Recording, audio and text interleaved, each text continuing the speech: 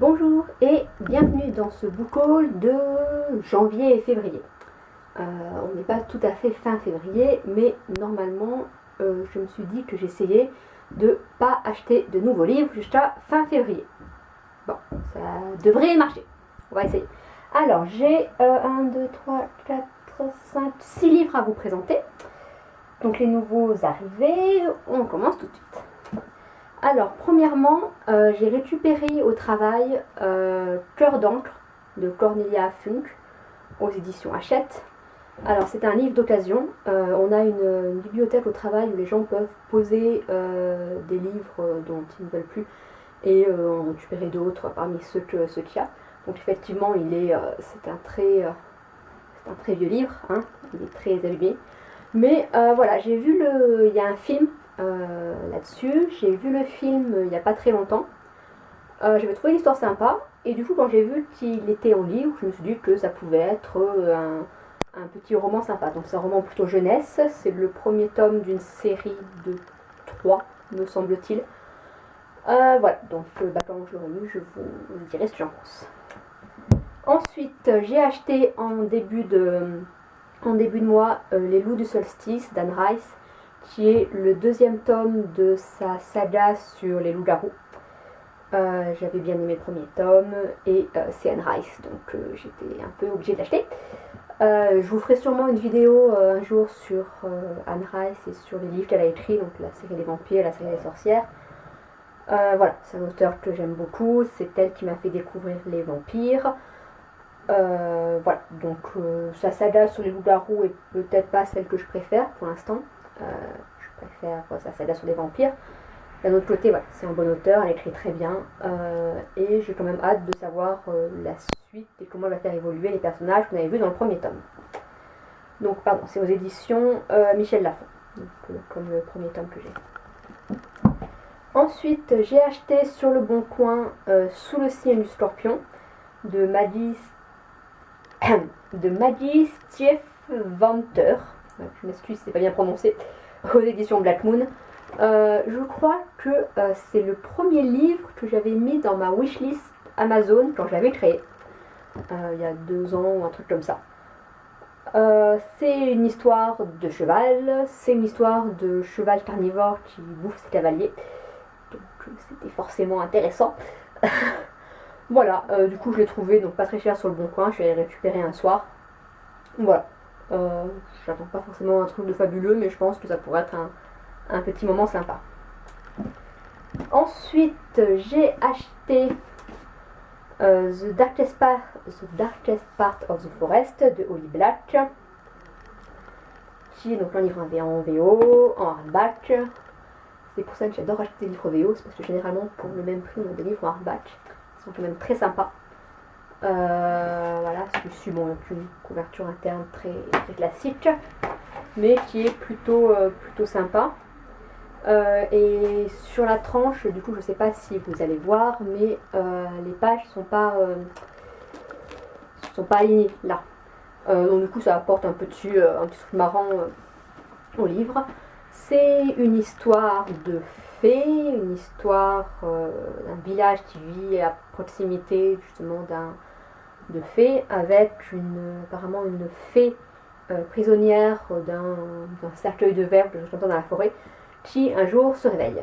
Voilà, du coup ça peut être que sympa, et il faut avouer que la couverture est juste magnifique. Donc voilà.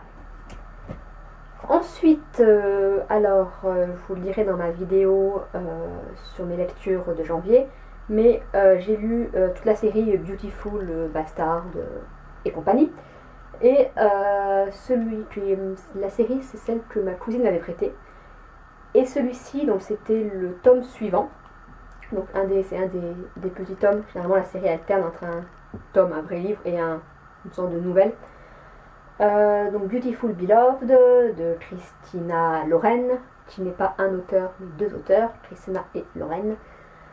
Dans la collection Hugo Roman. Donc comme c'était le tome d'après, je l'ai acheté pour l'offrir à ma cousine parce que c'était son anniversaire, mais elle l'avait déjà acheté. Du coup j'ai gardé celui-là. Je ne l'ai pas encore lu, je le lirai et je ne suis pas sûre de le garder dans ma palle parce que, ni dans ma bibliothèque, parce que comme j'ai pas les tomes d'avant, voilà, donc je vois où je le revends, où je le fais gagner, ou on verra bien. Et on finit avec mon chouchou du mois, enfin même des 2 mois. J'ai acheté aux éditions du Chat Noir l'édition collector du premier tome des Larmes Rouges, Réminiscences, de Georgia Caldera. J'ai déjà le premier tome en grand format chez le Chat Noir, excusez-moi. J'ai le deuxième tome qui est sorti donc en poche chez J'ai lu. Et voilà, alors quand j'ai vu cette édition collector, j'ai beaucoup hésité à l'acheter parce qu'elle n'était quand même pas tout à fait donnée, que j'ai déjà le roman, mais d'un autre côté, c'est un roman que j'ai vraiment beaucoup aimé et le livre est juste magnifique. Donc voilà, comme de toute manière j'avais pas les 2 premiers tomes dans la même collection, je me suis dit que j'allais racheter tous les tomes dans celle-ci. Donc les autres sont pas encore sortis, mais normalement il est prévu que les 3 tomes sortent dans cette collection. Ce qui m'empêchera pas d'acheter le 3e tome chez J'ai lu quand il sortira pour le lire quand même, parce qu'à mon avis il sortira avant. Mais bon, c'est pas grave, je verrai après ce que je fais des autres tomes, je les revendrai ou je les garderai. Mais effectivement, cette édition collector est juste magnifique. Je vais vous la montrer un peu mieux parce que elle vaut vraiment le détour. Donc là, bon, on a dit c'est le catalogue des éditions du Chat Noir. Donc elle est en hardback bien sûr, avec une couverture toute douce.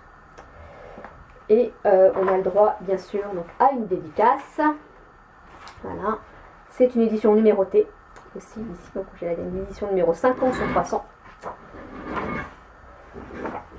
On a effectivement en tête de chapitre des petits dessins et sur chaque page, vous voyez les bords des pages sont dessinés. Et on a aussi quelques illustrations. Je vais essayer de vous en trouver une. Voilà. Par exemple, ici.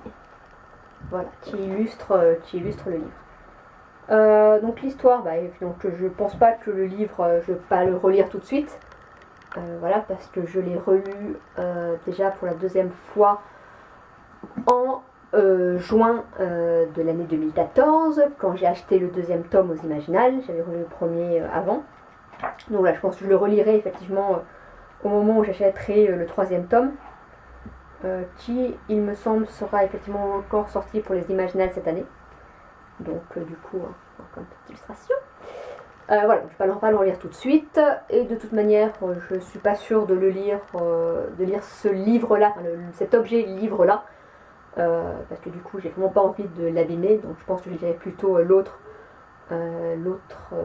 livre que j'ai, qui lui déjà est un petit peu abîmé malheureusement, puisque je l'ai déjà lu plusieurs fois. Donc voilà, mon petit chouchou du mois.